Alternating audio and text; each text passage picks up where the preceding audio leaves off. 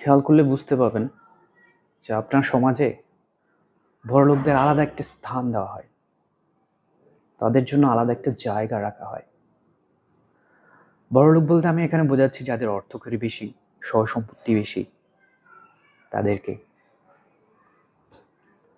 আমাদের সমাজের নিম্নবিত্ত বা মধ্যবিত্ত শ্রেণীর মানুষরা তাদেরকে একটা বাধ্যগত সম্মান দেয়। বাধ্যগত সম্মান বলতে বোঝাচ্ছি যেটা আমার দিতে মন চাচ্ছে না, কিন্তু আমি দিচ্ছি, এটা হচ্ছে বাধ্যগত সম্মান।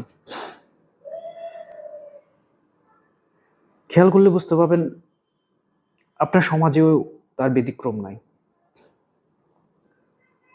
নিম্ন শ্রেণীর মানুষরা উচ্চ শ্রেণীর মানুষদেরকে একটা বাধ্যগত সম্মান দিচ্ছে, তার দিতে মন চাচ্ছে না, তাও দিচ্ছে। অথচ এইভাবে সমাজে সুখ আসে না, আনন্দ আসে না, উপভোগের বিষয় আসে না। সমাজে সুখ তখনই আসে, উপভোগের বিষয় আসে, শান্তিতে থাকার বিষয় আসে, যে যখন আপনি ভালো মানুষকে সম্মান দিবেন, সৎ মানুষদেরকে মূল্যায়ন করবেন, ধার্মিক যারা মেধাবী তাদেরকে মূল্যায়ন করবেন, তখন আপনি সমাজের কাছ থেকে একটা ভালো ফিডব্যাক আশা করবেন। ভালো, সৎ, ধার্মিক এ শ্রেণীর মানুষগুলো যেমনই হোক, হোক সে বড়লোক কিংবা নিম্ন শ্রেণীর বা মধ্যবিত্ত শ্রেণীর বা গরিব, যাই বলি না কেন, আমরা আপনার উচিত তাদেরকে সম্মান দেওয়া।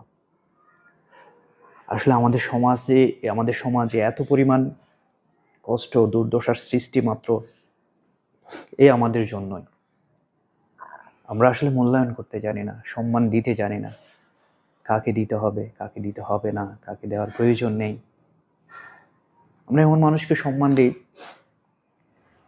যে আমাদের সমাজে শান্তি প্রতিষ্ঠার জন্য কোনো ভূমিকায় রাখে না, আমাদের সমাজে সঠিক বিচার, ন্যায় বিচার প্রতিষ্ঠার জন্য কোনো ভূমিকায় রাখে না।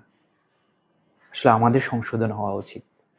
আমরা যারা নিম্নবিত্ত ও মধ্যবিত্ত শ্রেণীর মানুষরা আছি, আমাদের খুব খুব সংশোধন হওয়া উচিত।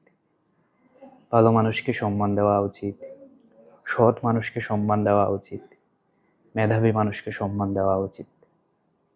আবারও বলছি, সে হোক বড়লোক বা গরিব, যেই হোক না কেন। ভালো থাকবেন।